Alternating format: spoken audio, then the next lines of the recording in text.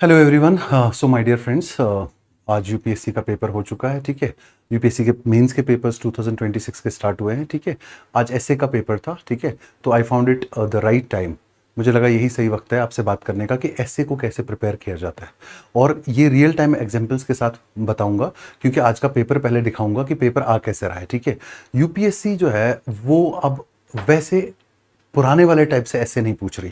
जैसे पहले पता होता था कि एक ऐसे इकोनॉमी से होगा, एक सोशल इशू से होगा, एक एनवायरनमेंट से होगा और एक ग्लोबल कोई इशू से होगा। ये बड़ा सिलेक्टेड था पहले। बहुत सारे लोग प्रिडिक्ट कर पाते थे, 50 ऐसे इसका लिस्ट बना लेते थे, 50 में से सारे स्ट्राइक कर जाते थे जो 8 आने हैं। अब यूपीएससी का पैटर्न चेंज हो गया है। अब यूपीएससी कोई भी फिलोसफिकल कोटेशन कहीं से भी उठा के उसके ऊपर आपको लिखने को बोल देती है। अच्छा, इसके अपने प्रोज एंड कॉन्स हैं। ठीक है, प्रोज ये हैं कि ये सबके लिए नया है, सबके लिए एक जैसा है, किसी के पास भी कोई स्पेशल एडवांटेज या स्पेशल एज नहीं है। ठीक है, लेकिन कौन सी है कि आप डिसाइफर एक्चुअली कर पाओगे स्टेटमेंट में यूपीएससी पूछ क्या रही है। आप एक्चुअली स्टेटमेंट में वो चीज निकाल पाओगे जो यूपीएससी को जरूरत है। ठीक है, तो उसके लिए मैं आपको पहले आज के क्वेश्चंस के दोनों सेक्शंस दिखा दूंगा। आपको पता होगा ऐसे का पेपर 250 मार्क्स का होता है।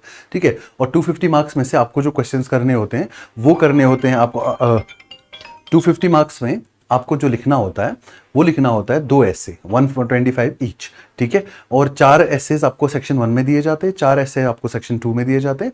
तो चारों में से एक सेलेक्ट करना होता है। ठीक है, अब मैं पहले आपके सामने जो 2026 का 2026 का ऐसे का पेपर है वो उसके जो क्वेश्चंस आए हुए हैं मैं वो रीड करके बताऊंगा। फिर मैं आपको बताऊंगा स्ट्रेटेजी कैसे होना चाहिए, फिर उसी स्ट्रेटेजी को आज के पेपर पे इंप्लीमेंट करके भी दिखाऊंगा। तो प्रैक्टिकल एग्जांपल्स के थ्रू आपको बता पाऊंगा कि ऐसे की सबसे बेस्ट स्ट्रेटेजी क्या होती है। ठीक है, तो देखिए जो क्वेश्चंस आए हुए हैं पहले तो आप वो देखिए। ठीक है, ऑक्सीमोरॉन्स रिफ्लेक्ट द आयरनीज ऑफ लाइफ। ठीक है, ऑक्सीमोरॉन्स को कहते हैं विरोधाभास, कॉन्ट्राडिक्शंस। ठीक है, ये है लाइफ की आयरनीज को क्या करती है, रिफ्लेक्ट करती है। ठीक है, पहली चीज है। अब ये फिर अपने आप में स्टेटमेंट को डिसाइफर करना और फिर इसको देखना कि हम इस पे कितना कंटेंट लिख पाएंगे, ये अपने आप में एक टैलेंट होगा। ठीक है, ये टास्क है। ठीक है, और ये टास्क चारों स्टेटमेंट्स के लिए इक्वली है। ठीक है, ग्रेटफुल माइंड, जो कृतज्ञ मन होता है, जो हमेशा थैंकफुल रहता है, वो माइंड जो थैंकफुल रहता है वो हमेशा उसे कहा जाता है grateful mind is a very beautiful mind. ठीक है, ग्रेटफुल माइंड जो होता है वो क्या क्या क्या कहलाया जाता है कि that is a beautiful mind. वो कैसे होगा, क्या होगा, इसमें कैसे आप डायमेंशंस डाल पाओगे, कौन कौन से एस्पेक्ट्स को टच करना है, ये इंपॉर्टेंट रहेगा। ठीक है, अथॉर्न, एक कांटा जो है वो एक कली का बदला हुआ रूप है। अथॉर्न इज अ चेंज्ड बड। ठीक है, और ये कैसे एग्जाम्पल, रियल लाइफ एग्जाम्पल्स क्या क्या इसमें डाल सकते हो, ये चीज भी डिस्कशन करने के लायक है। ठीक है, और इसको कैसे आप ऐसे के फॉर्मेट में बनाओगे वो भी देखना पड़ेगा। उसके लिए जब मैं strategy point of view discuss करूंगा वो पहले बताऊंगा, उसके बाद वापस इन टॉपिक्स पे आ जाऊंगा। ठीक है, उसके बाद जब दो हाथी लड़ते हैं, when two elephants fight it is the grass that gets trampled. ठीक है, जब दो हाथी लड़ते हैं तो घास पीसी जाती है। ठीक है, या घास जो है, घास को जो है रौंदा जाता है। ठीक है, तो ये real life examples, two super powers fighting और पुअर कंट्रीज सफरिंग, ये वहां से शुरू हो सकता है। ठीक है, या एंशियंट टाइम से, ऋग्वेदिक टाइम से इंडिया के कॉन्टेक्स्ट में शुरू हो सकता है। ग्लोबल लेवल पे world war 1, world war 2, colonialism, कई सारी एग्जांपल से ये हाईलाइट हो सकता है। मैं बताऊंगा इसमें क्या क्या डायमेंशंस आ सकते हैं। ठीक है, उसके बाद आप जब आगे बढ़ेंगे तो सेक्शन 2 में देखिए क्या क्वेश्चन है। Nature is the symbol of separate. ठीक है, नेचर जो है प्रकृति जो है वो जीवात्मा का प्रतीक है। जीवात्मा मीन स्पिरिट मीन सोल। ठीक है, सोल्स या जो मेटाफिजिकल थिंग है। ठीक है, उसका एक सिंबल है। कैसे और कौन कौन से, आप ऐसे लिखना है, आपको कम से कम 6-8 पेजेस लिखने हैं इसके ऊपर, कम से कम 400-500 मिनिमम और 700 वर्ड्स मैक्सिमम लिखने हैं आपको इस पे। ठीक है, कैसे लिख पाओगे आप जब तक ना इस कोड को डिसाइफर करोगे, हेडिंग्स में बनाओगे, कौन कौन सा एस्पेक्ट टच करना है वो बनाओगे, तब तक नहीं हो पाएगा। Well educated mind will always have more questions than answers. अब इसमें क्या ये एजुकेशन के ऊपर ये एक टिप्पणी है कि ज्यादा एजुकेटेड इंसान नहीं होना चाहिए क्योंकि वो ज्यादा प्रश्न करेगा और जवाब कम देगा, या क्या है? आपको ये डिसाइफर करना है इस स्टेटमेंट को, उसके बाद आंसर लिख पाओगे। ठीक है, और shelving hard decisions is the least ethical course. सबसे कम नैतिक जो मार्ग है, सबसे कम जो एथिकल वे है, वो यही है कि आप अच्छे अच्छे इंपॉर्टेंट डिसीजंस को या तो डिले कर दो या उनको क्या कर लो, पूरी तरह से छोड़ दो, टाल दो। ठीक है, तो आप डिसीजंस को टाल के कितने अनएथिकल हो जाते हैं, और ये गवर्नेंस और एथिक्स से रिलेटेड ज्यादा क्वेश्चंस है। लेकिन इसमें एनवायरमेंटल डायमेंशंस कैसे डालोगे, social, cultural, moral, philosophical, economical, कौन कौन सी डायमेंशंस पे लिख पाओगे। ठीक है, अच्छा लीडर, गुड लीडर वो होता है जो फॉलोअर्स को फॉलो करता है, ना कि फॉलोअर्स को ये कहता है कि तुम मुझे फॉलो करो। फॉलोअर्स की जो है उनकी जो है विट को पकड़ना, फॉलोअर्स के विल्स एंड विशेस को ध्यान में रखते हुए, फॉलोअर्स की एबिलिटीज को ध्यान में रखते हुए फिर डिसीजंस लेना। गुड लीडर की क्वालिटी कैसे हो सकती है, इसमें क्या क्या एग्जांपल्स डाल सकते हो, कैसे कैसे इस कोड को डिसाइफर कर सकते हो, ये चीजें जो आपको इस ऐसे में बताएंगे। ठीक है, अब मैं आपको स्ट्रेटेजी बताऊं, अभी तो बिल्कुल मैंने सुपरफिशियल बताया, अब मैं स्ट्रेटेजी बताऊंगा। स्ट्रेटेजी आने के बाद जब मैं ये क्वेश्चंस दोबारा पढ़ूंगा, आपका माइंड बहुत ओपन हो चुका होगा और आप काफी सारी चीजें खुद सोच पाओगे कि ये टॉपिक सही है या ये टॉपिक सही नहीं है। वीडियो को एंड तक देख लेना, आपको पूरी तरीके से एस्से के लिए हमेशा के लिए क्वेश्चंस जो है वो सारे सॉल्व हो जाएंगे आपके। ठीक है, अब आप देखिए कि आपको एस्से जब भी लिखना है, whenever you have to write essay, आपको दो चीजें ध्यान में रखनी है। ठीक है, आपके पास एक कठोर स्ट्रेटेजी होनी चाहिए, एक बहुत ही अच्छी स्ट्रेटेजी, सॉलिड स्ट्रेटेजी होनी चाहिए एस्से को लिखने के लिए। ठीक है, strategy for writing a good essay. ठीक है, उस स्ट्रेटेजी में पहला पार्ट याद रखना, एस्से कभी भी पढ़ के याद करके तैयार नहीं किया जाता। ठीक है, ये बहुत ही अनवाइज है, ये बहुत ही इनलॉजिकल एंड इम्प्रैक्टिकल है कि आप कुछ एसेज उठा लो, कुछ टॉपिक्स उठा लो, उनको पढ़ लो, उनको रट लो और आपका एस्से अच्छा हो जाएगा। बहुत ही बेकार की बात है और बहुत ही बेकार एक्सरसाइज है, क्योंकि आप पूरे साल, याद रखना, आप पूरे साल 3 चीजों पे इतना ज्यादा अभ्यास करते हो, जनरल स्टडीज पे, आपके ऑप्शनल पे और आपके करंट अफेयर्स पे। करंट अफेयर्स में खास करके जो लोग मैगजीन्स नहीं पढ़ते, जो लोग न्यूज़पेपर्स खुद पढ़ते हैं, तो इनमें इतना एम्पल मटेरियल आया हुआ होता है पूरे साल में कि आपको एस्से के लिए कोई एक्स्ट्रा चीज पढ़ने की जरूरत नहीं है। एस्से ज्यादा एग्जाम है स्ट्रेटेजी का, ये नॉलेज का कम एग्जाम है। आपकी स्ट्रेटेजी का, आपकी अंडरस्टैंडिंग का, आपकी प्रेजेंटेशन का ये ज्यादा एग्जाम है। ठीक है, तो इसके कई सारे स्टेप्स है कि एक अच्छा एस्से क्या लिखा जाता है। ठीक है, सबसे पहले एक अच्छा एस्से क्या होता है, गुड एस्से। अच्छा एस्से क्या होता है, एक अच्छा एस्से होता है जिसमें फ्लो बहुत अच्छा हो, कि जब आप बात कर रहे हो स्टार्टिंग से एंड तक लग रहा है कि फ्लो, एक में से एक बात निकाल के लेके जा रहे हो। ठीक है, दूसरा, उसमें जो है डेटा एंड फैक्ट्स बहुत ज्यादा ना भी हो चलेगा, लेकिन जो भी है वो करेक्ट है, करेक्टनेस बहुत इंपॉर्टेंट है। ठीक है, तीसरा, इसमें रियल लाइफ एग्जांपल्स बहुत ही ज्यादा इंपॉर्टेंट है, रियल लाइफ करंट एग्जांपल्स बहुत ही ज्यादा इंपॉर्टेंट है। ठीक है, और ऐसे में हर एस्पेक्ट डिस्कस होना चाहिए। ठीक है, पॉजिटिव, नेगेटिव, रेमीडियल, सारे एस्पेक्ट जो ऐसे में डिस्कस होने चाहिए। तो ऐसे का इंट्रोडक्शन, ऐसे का कंक्लूजन, ऐसे का बॉडी, ये पूरा एक सिंक में होना चाहिए। लगना चाहिए कि आपने यहां से ऐसे लिखना शुरू किया, आप इंट्रोड्यूस करते करते उसके बारे में बताते बताते पीक पे चले गए, फिर उतरते उतरते अपने कंक्लूजन, क्रिटिकल एस्पेक्ट सारा डिस्कस करते हुए आपने ऐसे यहां पे छोड़ दिया। This is actually how a flow of ऐसे लुक्स लाइक। इसके लिए आपको सबसे ज्यादा इंपॉर्टेंट जो चीज है वो फोकस किस पे करना पड़ेगा। अभी मैंने आपको बता दिए 8 टॉपिक्स पीछे। 8 टॉपिक्स में से सबसे पहला जो बड़ा एक्सरसाइज है ऐसे के लिए, वो है टॉपिक सिलेक्शन का। आप कितना बढ़िया टॉपिक सेलेक्ट करते हो, कितने अच्छे से टॉपिक सेलेक्ट करते हो, ये डिटरमाइन करेगा आप क्या क्या चीजें लिख पाओगे उस ऐसे में। ठीक है, क्योंकि हर टॉपिक पे आपको लगेगा इस पे भी मैं लिख सकता हूं, इस पे भी मैं लिख सकता हूं, इस पे भी मैं लिख सकता हूं, लेकिन आपको 2 चीजें आपको पूरा देख के टॉपिक सिलेक्शन में वेस्ट करना है। ठीक है, देखिए आपके पास कितने मिनट्स होंगे, कितने आवर्स है आपके पास, 3 आवर्स है इन टोटलिटी आपके पास पेपर को करने के लिए। ठीक है, मैं ये कह रहा हूं कि 3 आवर्स में से 2 आवर्स 30 मिनट्स आप रख लो केवल लिखने के लिए। बहुत सफिशिएंट है 2 ऐसे लिखने के लिए 2.5 घंटा, टू मच सफिशिएंट। ठीक है, और आप 30 मिनट्स केवल ब्रेनस्टॉर्मिंग के लिए रखो। उस ब्रेनस्टॉर्मिंग में क्या क्या करना है वो ध्यान रखो। पहले टॉपिक सिलेक्शन को आप पूरा क्या करोगे, ब्रेनस्टॉर्म करोगे हर एक टॉपिक को, कि इस टॉपिक में मुझे कौन कौन सी चीजें समझ में आ रही है, मैं क्या इसको डिकोड कर पा रहा हूं, ये कोटेशन क्या है एक्चुअली, मैं डिकोड कर पा रहा हूं कि ये किस किस सब्जेक्ट से रिलेट हो सकती है। ठीक है, 360 डिग्री एनालिसिस करो। कि ऐसा लगता है कभी कभी जब मैंने एक टॉपिक देखा, मुझे लगता है मैं इस पे लिख लूंगा। ठीक है, फिर जब मैं एक पेज लिखता हूं, 2 पेज लिखता हूं, मैं ब्लैंक आउट हो जाता हूं। फिर मेरे पास दो ही ऑप्शंस है, या तो उन 2 पेजेस के बाद अब मैं गार्बेज लिखूं, या तो मैं क्रॉस करके नया ऐसे लिखूं। दोनों सुसाइडल है, ठीक है। मैंने टेस्ट सीरीज के कई सारे पेपर्स चेक किए जहां बच्चे क्या करते हैं, पहले 2 पेजेस पे अच्छा लिखते हैं ऐसे, फिर वहां से आगे ब्लैंक आउट हो जाते हैं। अब समझ में नहीं आता कि कौन सी चीजें मैं और ऐड करूं। अब ब्लैंक आउट होंगे तो वहां से आगे या तो गार्बेज लिखा होगा, या तो क्रॉस करके नया टॉपिक सेलेक्ट किया होगा। तो टॉपिक सिलेक्शन जो है, इसे आप मान लीजिए कि ये सोल है, कि आप ये डिसाइड करेगा आपका ऐसे क्या होगा, ठीक है।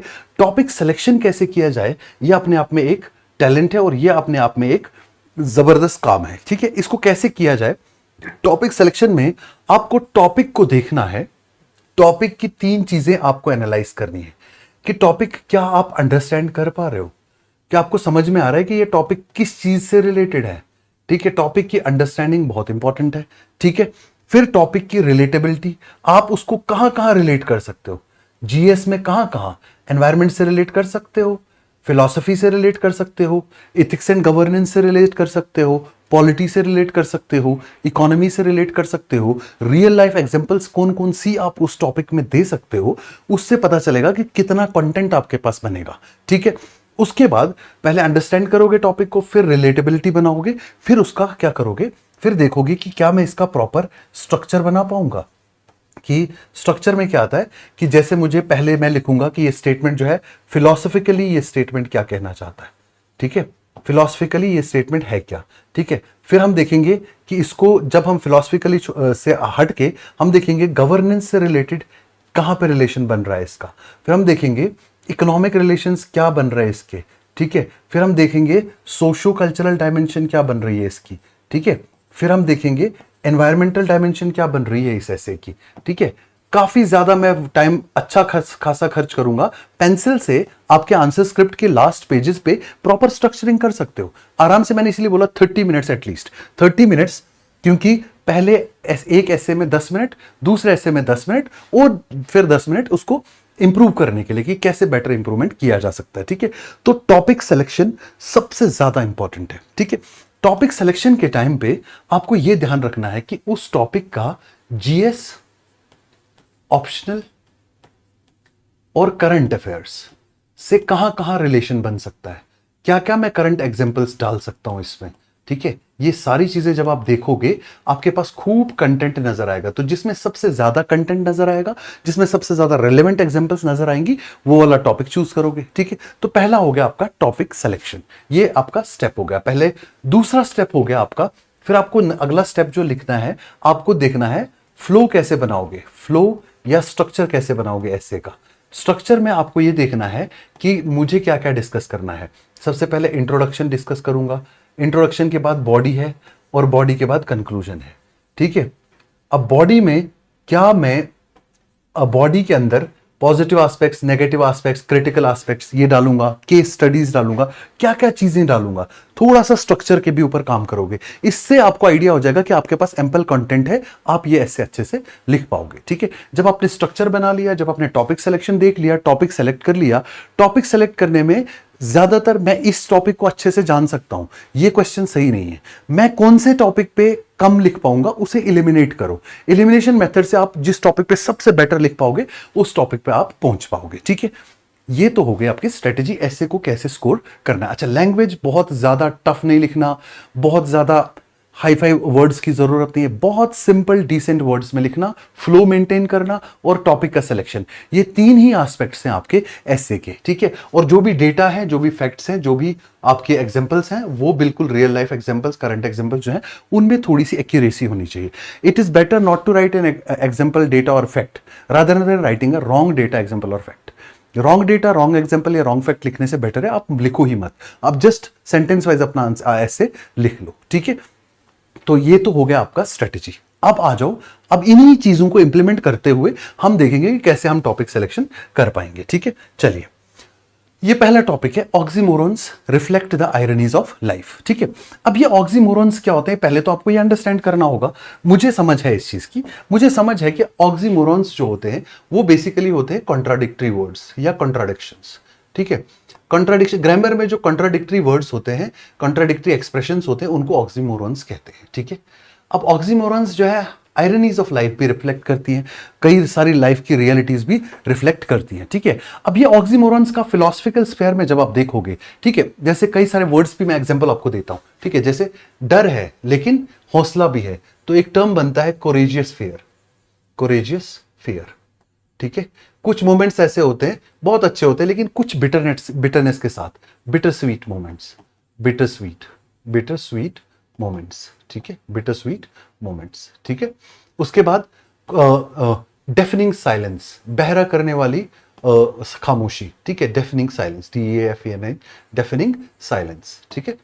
ये अच्छा, या फिर डिजिटल एरा में जैसे हम कनेक्टेड तो सबसे हैं, हम बिल्कुल ही कनेक्टेड हैं सबसे, कभी भी व्हाट्सएप कॉल एक जगह पे जस्ट हम कुछ ना कुछ कर लेंगे, ठीक है। तो हम उस टाइम पे देख पाते हैं कि डिजिटली कनेक्टेड हैं, लेकिन कितने दूर है एक दूसरे से, फिजिकली कभी मुलाकात ही नहीं होती, फिजिकली हमारी कभी भी लोगों से मुलाकात नहीं होती, ठीक है। तो उसके लिए भी एक टर्म होती है जो ऑक्सीमोरॉन है, वो है आइसोलेटेड टुगेदरनेस। एक ही घर में बैठे हैं, साथ बैठे हैं, लेकिन आइसोलेटेड है, हर बंदा अपने फोन में घुसा पड़ा है, ठीक है, आइसोलेटेड टुगेदरनेस, ठीक है। कुछ कंट्रीज दूसरी कंट्रीज पे वॉर वेज करती हैं, ठीक है, वॉर वेज करते हैं जब कोई भी कंट्री दूसरी कंट्री के ऊपर, ठीक है, और वो क्या कहती है कि ये बेसिकली रिस्ट्रिक्शन नहीं हम किसी से के लिए भी कर रहे हैं, हम क्या कर रहे हैं, हम फ्रीडम को रेगुलेट कर रहे हैं। भाई रेगुलेटेड जब है तो फ्रीडम कैसे हो गया? Freedom means no regulations, freedom means living everything at its own. तो रेगुलेटेड हो गया तो फ्रीडम कैसा हो गया? Regulated freedom. अब ऐसे कई सारे वर्ड्स हैं जो ऑक्सीमोरॉन्स कहलाते हैं और रियलिटी ऑफ लाइफ को भी रिफ्लेक्ट करते हैं। आयरनीज ऑफ लाइफ ये सच में है, आयरनी है, हम साथ होते हैं लेकिन हम आइसोलेटेड होते हैं। मोबाइल फोन्स, डिजिटल एरा में देखिए आप, ऐसा होता है, ठीक है। लेकिन कल्चरल एस्पेक्ट से, फिलोसफिकल एस्पेक्ट से ठीक है, और गवर्नेंस के एस्पेक्ट्स पे भी ठीक है, इकोनॉमिक एस्पेक्ट्स पे भी ठीक है। एक और टर्म मैं आपको बताता हूं, एक तरफ से ग्रोथ तो है लेकिन दूसरी तरफ से जॉबलेसनेस है, ठीक है, जॉबलेस ग्रोथ, ठीक है, ये भी एक किस्म का ऑक्सीमोरॉन ही है, ठीक है। अब ऐसे ऑक्सीमोरॉन्स है जो सच में आयरनीज ऑफ लाइफ को रिफ्लेक्ट करते हैं, लेकिन आप बहुत ज्यादा इंटेलिजेंट होने चाहिए, बहुत ज्यादा न्यूज़पेपर की डेप्थ आपको पता होनी चाहिए। कम से कम आपको जितने मैंने ऑक्सीमोरॉन्स लिखे हैं ये याद आने चाहिए, फिर आप इनको डालोगे अलग अलग एस्पेक्ट्स में, जैसे बिटर स्वीट मोमेंट्स में ब्रेवरी, स्ट्रगल इसमें डाल सकते हैं, ठीक है। डेफनिंग साइलेंस को फिलोसफिकल एस्पेक्ट, रिलेशनशिप्स में, सोशल कल्चरल एस्पेक्ट में, ठीक है। देन करेजियस फियर में भी आप ट्राइबल लाइफ्स को डाल सकते हैं, ठीक है। आइसोलेटेड टुगेदरनेस डिजिटल एरा में डाल सकते हैं, रेगुलेटेड फ्रीडम पॉलिटिकल स्फीयर में, ग्लोबल पीस वगैरह में डाल सकते हैं, ठीक है। जॉबलेस ग्रोथ इकोनॉमिक डायमेंशन में डाल सकते हैं, लेकिन still I will fall short of content, तो मैं इसको पहले ही क्रॉस कर दूंगा, ठीक है। मगर समझ मुझे आ गया क्वेश्चन क्या है, लेकिन मैं इसमें बहुत ज्यादा नहीं लिख पाऊंगा। ऑक्सीमोरॉन्स भी मुझे काफी पता है लेकिन मैं ज्यादा नहीं लिख पाऊंगा, ठीक है। दूसरा जो क्वेश्चन है वो क्या है, दैट इज बेसिकली ये वाला क्या नाम है, जो क्वेश्चन दूसरा है, इट इज कि जो ये ग्रेटफुल माइंड है, जो एक कृतज्ञ मन है, वो बहुत ही ब्यूटीफुल माइंड है, ठीक है। ग्रेटफुलनेस तब आती है जब आपके अंदर ग्रीड नहीं होती, जब आपके अंदर सेल्फलेसनेस नहीं होती, जब आप हर चीज को चेरिश करते हो, ठीक है। अब इसमें जब मुझे डालना है तो सबसे पहले मैं फिलोसफिकल एस्पेक्ट से ही बात करूंगा कि ग्रेटफुलनेस जब आती है इंसान को, जब वो नेचर, सुपर नेचर और ह्यूमन का ट्राइजंक्शन समझ पाता है, ठीक है। Human, nature and super nature, ठीक है। जब हम सुपर नेचर के गिफ्ट्स एंड ब्लेसिंग्स देखते हैं, नेचर के गिफ्ट्स एंड ब्लेसिंग देखते हैं, ह्यूमन ग्रेटफुल रहता है। जब ह्यूमन ग्रेटफुल रहता है, प्रिजर्वेशन करता है, कंजर्वेशन करता है, हर चीज को जुडिशियसली यूज करता है। तो इसी तरह फिलॉसफी से मैं एनवायरमेंटल डायमेंशन में घुस जाऊंगा, एनवायरमेंटल डायमेंशन से मैं इकोनॉमिक्स डायमेंशन में घुस जाऊंगा कि ग्रीड जो है, ग्रीड से अर्थ जमीन के पास इतना है कि वो हर किसी की नीड फुलफिल कर सकती है, लेकिन हर किसी की ग्रीड नहीं। वहां से मैं सस्टेनेबल डेवलपमेंट में आ जाऊंगा, सस्टेनेबल डेवलपमेंट से सस्टेनेबल डेवलपमेंट गोल्स में आ जाऊंगा, ठीक है। इसी तरह ग्लोबल लेवल पे आ जाऊंगा, ठीक है, कि rather than complaining one country complaining to other country and one power complaining to another power, तो उसकी वजह से क्या होता है, टसल, कॉन्फ्लिक्ट्स वगैरह इमर्ज होते हैं। इससे बेटर ये नहीं है कि हर कंट्री एक दूसरे की ग्रेटफुल रहे कि तुमने हमें इस जगह हेल्प की, तुमने हमें उस जगह हेल्प की, तो better cooperation, better peace establish हो पाएगा, ठीक है। तो इसी तरीके से ब्यूरोक्रेट्स के लिए या सिविल सर्वेंट्स के लिए गवर्नेंस में आ जाऊंगा, तो सिविल सर्वेंट्स जो ग्रेटफुल रहते हैं कि हमें बहुत भगवान की कृपा से ये सर्विस मिली है, वो हमें बहुत जो है स्ट्रगल करने के बाद ये चीज़ मिली है, अब हमको इसमें बहुत ही अच्छे तरीके से पब्लिक सर्विस करना है, ठीक है। तो मैं हर एस्पेक्ट से इसको रिलेट कर सकता हूँ, रियल लाइफ एग्जांपल भी दे सकता हूँ। इसको मैं थोड़ा सा स्टैंड बाय पे रखता हूँ, क्या पता मैं यही ऐसे लिखूंगा, ठीक है। थॉर्न इज अ चेंज्ड बड। बड जो होता है कली, मासूम, खूबसूरत, ब्लोजमिंग, फ्लावर में भी कन्वर्ट हो जाती है, फ्रेग्रेंस के साथ, पीस के साथ, कंपैशन के साथ, लव के साथ जो है ये रिप्रेजेंट करती है, ठीक है। लेकिन थॉर्न जो टफनेस है उसके अंदर, वो जो पेन देने की कैपेसिटी है, वो ये सारी चीजें जो है इसमें आती हैं, ठीक है। अब थॉर्न, सेम बर्ड से थॉर्न भी बनता है, सेम बर्ड से क्या बनता है, सेम बर्ड से फ्लावर भी बनता है, ठीक है। तो अब ये फ्लावर को अगर अब बर्ड को प्रॉपरली मैनेज किया जाए, उसकी प्रॉपर केयर की जाए, वो फ्लावर में कन्वर्ट हो सकता है। और फ्लावर में ही अगर कन्वर्ट हो गया, केवल सारे बर्ड्स अगर फ्लावर में कन्वर्ट हो गए, थॉर्न नहीं हुए, तो फ्लावर ही एट रिस्क हो जाएगा, ठीक है। और थॉर्न का होना भी जरूरी है, ठीक है। अब ह्यूमन लाइफ में भी ऐसा ही है। ह्यूमन लाइफ में जो ओपन क्यूरियस माइंड है, that is basically a bird.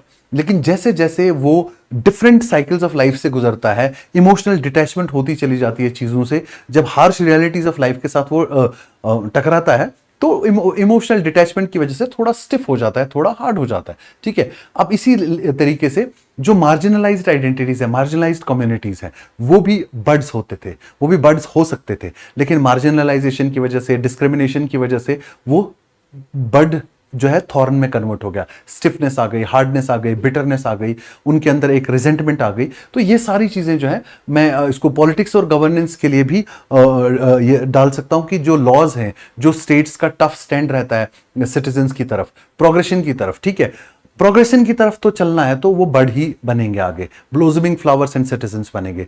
लेकिन टफ स्टैंड लेके लॉ एंड ऑर्डर के टाइम पे कभी कभी स्ट्रिंजेंट लॉज को फॉलो करते हुए कई सारे लॉज जो हैं, कई सारे जैसे काउंटर टेररिज्म लेजिस्लेशन है, उनको थॉर्न बोलते हैं। लेकिन थॉर्न जरूरी है प्रोटेक्शन के लिए, सिक्योरिटी के लिए, ऐसे इकोनॉमिक्स, इंडस्ट्रियल रेवोल्यूशन, हर चीज के लिए जो रिजिड प्रोटेक्शनिज्म अभी अमेरिका फॉलो कर रहा है, प्रोटेक्शनिस्ट पॉलिसी, अमेरिका फर्स्ट, ठीक है। अब अगर अमेरिका फर्स्ट ना फॉलो करके world first, humanity first, human kind first वाली पॉलिसी वो फॉलो करते, तो मैक्सिमम कंट्रीज प्रॉस्पर करती। लेकिन उन्होंने वो बर्ड को क्या करा, स्ट्रिंजेंट कर दिया, अमेरिका फर्स्ट, प्रोटेक्शनिज्म कर दिया, ठीक है। तो ये बेसिकली हो गया एक किस्म से थॉर्न, ठीक है। फ्री ट्रेड जो हो सकता था वो बर्ड हो सकता था। तो ये एग्जांपल से मैं रिलेट कर पाऊंगा, तभी कर पाऊंगा जब मैं रेगुलर न्यूज़पेपर्स पढ़ रहा हूं, ठीक है। उसके बाद लॉ ऑफ नेचर जो है, ये लॉ ऑफ नेचर है कि अगर कोई चीज है, एक ही बर्ड से थॉर्न भी बनेगा, फ्लावर भी बनेगा। थॉर्न का होना भी जरूरी है, कांटे का होना भी जरूरी है प्रोटेक्शन के लिए, ठीक है।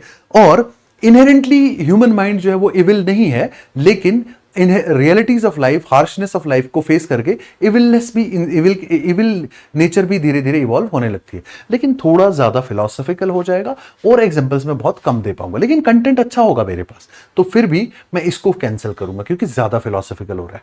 जब दो हाथी लड़ते हैं, when two elephants fight, it is the grass that gets trampled, ठीक है। अब आप दिमाग में रखो वर्ल्ड वॉर 1, क्योंकि वर्ल्ड हिस्ट्री सभी पढ़ते हो, जीएस से रिलेट बन रहा है।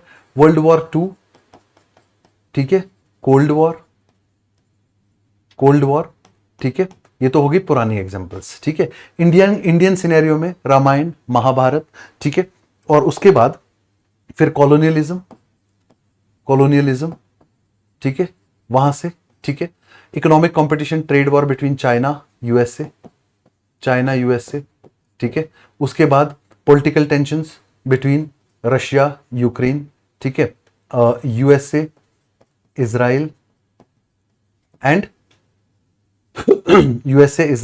ईरान, ठीक है। इजराइल पैलेस्टाइन, ठीक है। उसके बाद global economic conflicts, global trade conflicts, ठीक है। जितने भी वर्ल्ड लेवल पे कॉन्फ्लिक्ट्स हैं, ये तो हो गए आपके इंटरनेशनल रिलेशन से। फिलॉसफिकली भी जब भी दो पावरफुल आइडियोलॉजीज जो हैं वो टकराई हैं, तो जो छोटी छोटी आइडियोलॉजीज है वो डिसअपियर हो जाती है।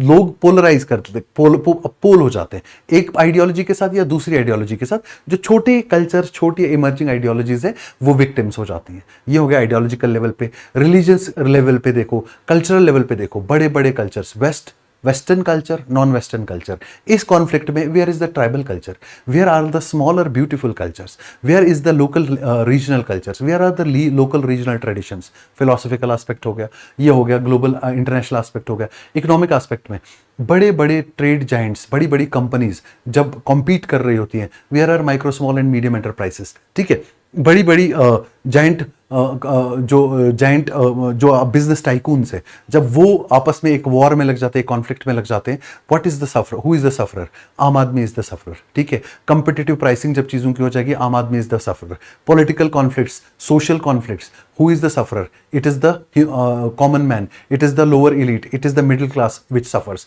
ठीक है। उसके बाद आप ग्लोबल लेवल पे भी बात कर सकते हो, सोशल लेवल पे, आइडियोलॉजिकल लेवल पे, अच्छा एनवायरमेंटल लेवल पे बात करते हैं। चलो, जो रिच है, जो इलीट है, जो रिसोर्स एक्सप्लॉयटेशन ज्यादा कर रहा है, एक वो है, और दूसरी तरफ से जो उसको protection, environmental protection, elite protection के लिए बात कर रहा है। दोनों आपस में लड़ रहे हैं, ठीक है, लेकिन environment is the victim, environment is the casualty, ठीक है। तो मुझे लगता है कि मैं खूब सारा मटेरियल, अच्छा इसी तरीके से ब्यूरोक्रेसी में आ जाओ, ब्यूरोक्रेसी में पॉलिटिक्स, एडमिनिस्ट्रेशन, डाइकोटोमी, तो इस वाले पॉइंट, इस वाले टॉपिक पे मैं हर एस्पेक्ट डाल सकता हूं। पॉलिटिशियंस और ब्यूरोक्रेट्स के बीच में conflict, who is the sufferer, citizen, ठीक है। गवर्नमेंट्स के बीच में conflict, who is the sufferer, citizen. अभी party in power and party in opposition, दोनों के बीच में लड़ाई, लॉज जो हो जाते हैं स्टक हो जाते हैं, बहुत ही डिलेड लेजिस्लेशंस होते हैं, इंप्लीमेंटेशनल प्रॉब्लम्स आ जाती हैं, ठीक है। तो इसमें मैं सारे, पहले मैं इसमें फिलोसॉफिकल डायमेंशन डाल सकता हूं, ठीक है, पहले फिलोसॉफिकल, फिर सोशो कल्चरल डायमेंशन, जहां पे मैं बहुत सारी सोसाइटीज और बहुत सारे कल्चर्स का conflict, western non western cultures का कॉन्फ्लिक्ट, सोशो कल्चरल हो गया। सोशो कल्चरल के बाद मैं इसमें इकोनॉमिक डायमेंशन डाल सकता हूँ, सॉरी इकोनॉमिक नहीं, बेटर रहेगा पहले मैं पॉलिटिकल डायमेंशन डालूं, क्योंकि वॉर वगैरह इंटरनेशनल लेवल पे, ठीक है। फिर मैं इसमें इकोनॉमिक डायमेंशन भी डाल सकता हूँ कि इकोनॉमिक वॉर्स एंड कॉन्फ्लिक्ट्स कैसे शेप करती हैं, ठीक है। फिर मैं इसमें एनवायरमेंटल डायमेंशन भी डाल सकता हूँ, ठीक है। एनवायरमेंटल डायमेंशन या पॉलिटिकल के बाद में गवर्नेंस वाला डायमेंशन डाल सकता हूँ, ठीक है, गवर्नेंस वाला डायमेंशन, फिर इकोनॉमिक डायमेंशन, फिर एनवायरमेंटल डायमेंशन, सारे डायमेंशंस पे बात करके वंडरफुल जो कंक्लूजन है मैं इस ऐसे का दे पाऊंगा। 4 ऐसे मैंने एनालाइज किए। अब आपको पढ़ाने में ही मुझे 5 मिनट या 7 मिनट लगे, तो आपको एनालाइज करने में भी इतना ही टाइम लगेगा, बल्कि इससे कम लगेगा, क्योंकि मैं तो हर टॉपिक को बहुत ही ज्यादा एक्सप्लेन करके आपको बता पा रहा हूं, ठीक है। तो at the end of the day मैं इसमें से ये वाला ऐसे सेलेक्ट करूंगा। 110% I will select essay number 4, and I'm sure I will write one of the most beautiful essays about it, because I have examples from the real life world, ठीक है।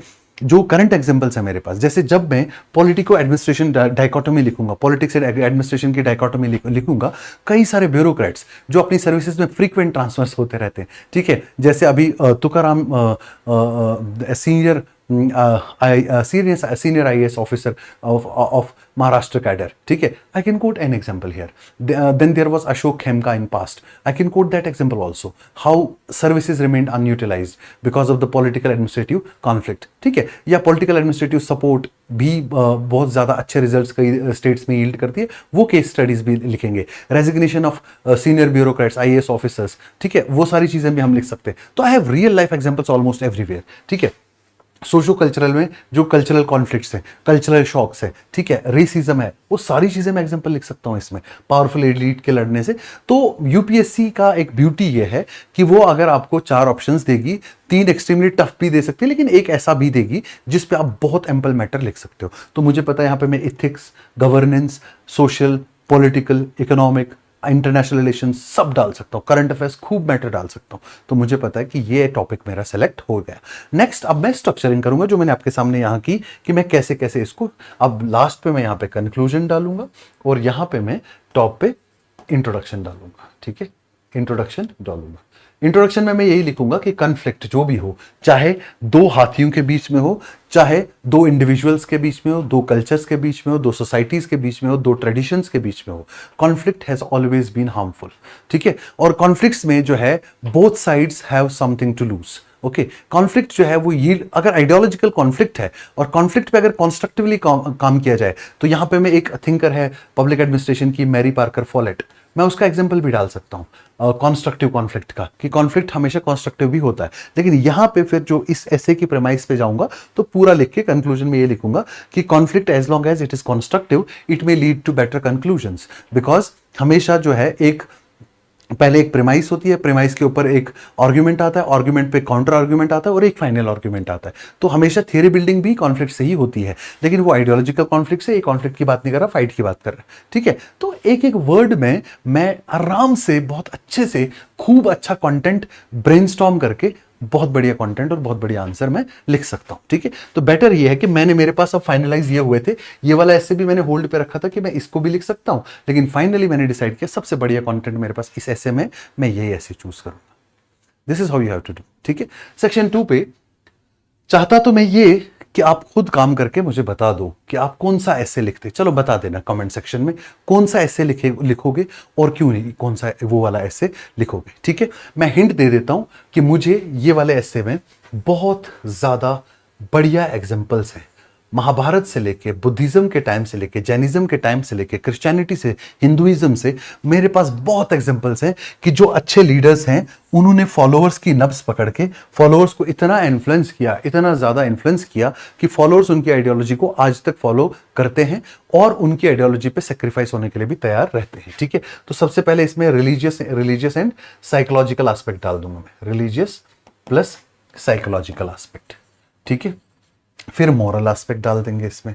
ठीक है, फिर हम पॉलिटिकल एस्पेक्ट डायरेक्टली डालेंगे इसमें। क्योंकि political aspect में कॉलोनियलिज्म में या वर्ल्ड लेवल पे जब भी कॉन्फ्लिक्ट्स हुए हैं, जब भी वर्ल्ड लेवल पे बड़ी बड़ी मुश्किलें आई हैं, कॉलोनियलिज्म, फ्रीडम फाइटर्स ने फ्रीडम कैसे दिलाया लोगों को, ना कि लोगों को डिक्टेट करके, ना कि डिक्टेटरशिप करके, बल्कि लोगों को उनकी विशेस, उनकी विल्स को, उनकी विशेस को, उनकी आइडियोलॉजीज को समझ के उनसे वैसे काम कराए जो अल्टीमेटली रिजल्टेड इन सक्सेस। ठीक है, इसमें Mahatma Gandhi, Nelson Mandela, Abraham Lincoln, so many examples मैं डाल सकता हूं। ठीक है, मैं करंट एग्जांपल्स यहां पे अवॉइड करूंगा इसलिए क्योंकि मैं आइडियोलॉजिकली अलाइंड नजर नहीं आना चाहता। मैं किसी एक पार्टी का या किसी एक गवर्नमेंट का कोई लीडर नहीं लिख सकता। हाँ, अगर लिखना भी है तो if I will write Jawaharlal Nehru, I will write Atal Bihari Vajpayee. If I will write our current prime minister, I will write also the leader of opposition. So that way I will balance, so that मेरी ideological वो जो है वो reveal ना हो। ठीक है, तो पॉलिटिकल में भी इसी तरह, गवर्नेंस या एडमिनिस्ट्रेशन में भी बहुत सारे केस स्टडीज ऐसे हैं जहां पे बहुत सारे अच्छे एडमिनिस्ट्रेटर्स ने बहुत ही सारे बढ़िया डिसीजंस लेके जो है चीजों को क्या किया है, अच्छे तरीके से सक्सेसफुल बनाया है। ठीक है, then I will talk about women liberation movement.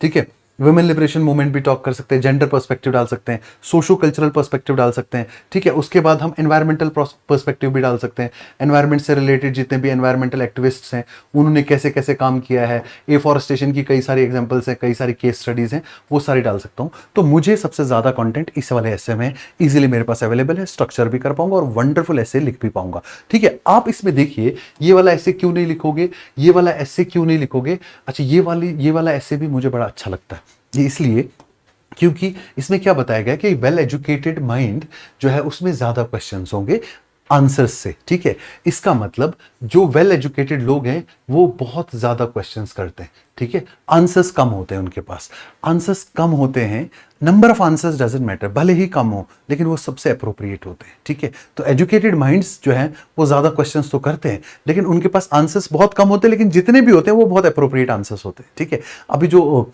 Gen Z movement है अक्रॉस द ग्लोब आप देखोगे, एजुकेटेड एलीट की मूवमेंट्स हैं जो lot of questions they ask. ठीक है, अगर लेकिन आंसर देने का मौका भी मिले, गवर्नेंस स्ट्रक्चर में आ जाए, बहुत सारी बड़ी बड़ी प्रॉब्लम्स के अच्छे आंसर्स भी वो दे पाते हैं। तो इसमें भी मैं सोशल डायमेंशन भी डाल सकता हूं, कल्चर डायमेंशन भी डाल सकता हूं। जैसे एजुकेटेड लोग कई सारे सोशल प्रैक्टिसेस को चैलेंज करते हैं, सती को चैलेंज किया उन्होंने। अब सती को चैलेंज करने के लिए हजार क्वेश्चंस थे, gender equality, right to life, women's right, women empowerment, बहुत क्वेश्चंस थे। आंसर एक ही था, डिस्क्रिमिनेशन शुड एंड। ठीक है, तो अब आंसर एक ही है, इसका ये मतलब थोड़ी आंसर अप्रोप्रिएट नहीं है। 10 आंसर होते और अप्रोप्रिएट एक भी नहीं होता तो क्या फायदा है। ठीक है, तो सोशल, कल्चरल, इकोनॉमिक डायमेंशंस, आप जितने भी इकोनॉमिक रिफॉर्म्स हुए आप देखना, उसके लिए सरकार ने काफी सारी एक्सपर्ट कमेटीज बिठाई हैं, उसमें एक्सपर्ट मेंबर्स हुए हैं। उसमें जब तक आप क्वेश्चन नहीं करोगे, क्वेश्चनिंग माइंड जो होता है ना वो रूट होता है इनोवेशन का, जब तक क्वेश्चन नहीं करोगे आप बेटर कंक्लूजन, बेटर आंसर पे नहीं आ पाओगे। तो जितने ज्यादा क्वेश्चन किसी भी टॉपिक पे आप निकालोगे